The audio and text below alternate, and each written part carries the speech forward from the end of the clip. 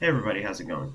In this video, we're going to be talking about Python dictionaries. And Python dictionaries are basically something that maps to something else. So for example, the name Mora maps to the age 25. The name Mike maps to the age 20, and so on. And this is how dictionaries work. They basically are something that maps to something else. And you have a curly braces starter at the beginning, and you have another curly braces at the end. So you have a key value, which is the name, and you have a value, the actual value, which is the one after the colon. So this is the structure. Key, colon, value. You can add something else here. You can say Jack. Jack is 34. There you go.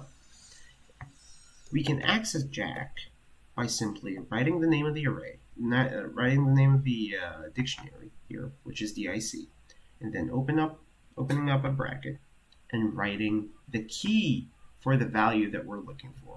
So in this case, Jack. And sure enough, Jack's age is 34. But notice here that I didn't have to loop through the entire dictionary just to get Jack's age. I could just simply hop in and get the name. And that's how it works. There are other ways you could do that. For example, you can just simply say dot get.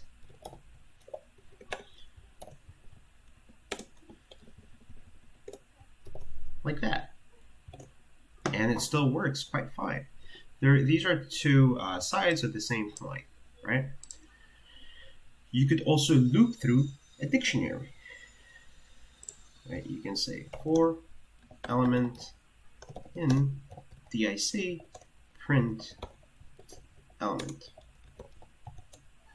Mora, Jack, Mora, Mike, and Jack. But what if we want to get all the values in that dictionary? Well, what we can do is just simply do this. DIC, open those brackets, and you get all the variables. Right? Simple and easy enough.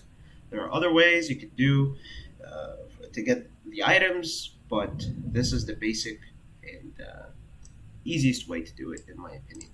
That's it for dictionaries. I see you on the next one.